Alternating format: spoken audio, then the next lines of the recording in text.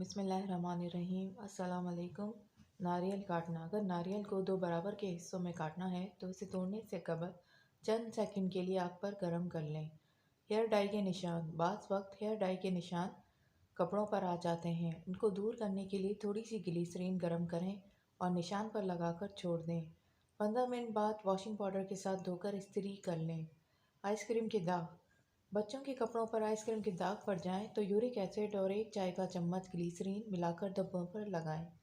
تھوڑی دیر بعد washing powder کے ساتھ دھو کر استری کر لیں۔ مرچوں کی پسائی۔ اگر سرخ ثابت مرچیں پیستے وقت ان کے بیج ثابت رہتے ہوں تو ان مرچوں میں 1 ٹیبل اسپون پکانے کا تیل ڈال کر پیسیں۔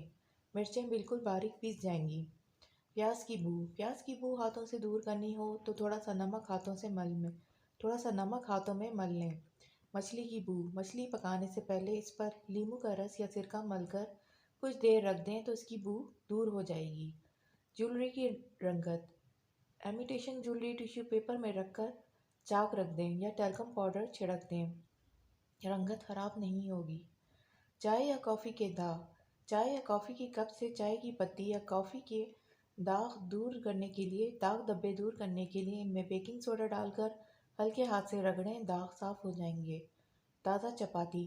چپاتی روٹی کو تازہ رکھنے کے لیے اس کے ڈبے میں تھوڑی سی ادرک رکھ لیں، اس طرح چپاتی نرم اور تازہ رہے گی۔ بیکٹیریا سے پاک ٹوتھ برش۔ ٹوتھ برش کو بیکٹیریا سے محفوظ رکھنے کے لیے ہفتے میں 1 مرتبہ نمک ملے گرم پانی سے دھوئیں۔ موزوں کی صفائی۔ بچوں کے اسکول کے موزے بعض اوقات پیلے پیلے ہو جاتے ہیں۔ ان کو دوبارہ سفید کرنے کے لیے پانی میں سفید سرکہ ملا کر صابن کے ساتھ دھو لیں۔ موزے سفید بھی ہو جائیں گے اور سافٹ بھی ہو جائیں گے۔ نرم بڑیاں۔ بڑیوں کو نرم بنانے کے لیے ارہر کی دال میں 1 چائے کا چمچ دہی اور بیکنگ پاؤڈر ملا دیں۔ بلینڈر کی صفائی۔ بلینڈر کو استعمال کرنے کے بعد صاف کرنے کے لیے اس میں اتنا پانی ڈالیں کہ وہ پانی کے اندر ڈوب جائے۔ اس میں صابن یا واشنگ ڈٹرجنٹ ڈال کر چلائیں۔ 1 منٹ کے بعد سارا پانی نکال کر اس کو دھو کر خشک کر کے رکھ لیں۔ سالن میں نمک زیادہ۔ اگر سالن میں نمک زیادہ ہو گیا ہے تو ذرا سا لیموں کا رس ڈال دیں یا چھلا ہوا سالم آلو ڈال دیں، وہ اضافی نمک جذب کر لے گا۔ اگر ویڈیو پسند آئے تو لائک کریں۔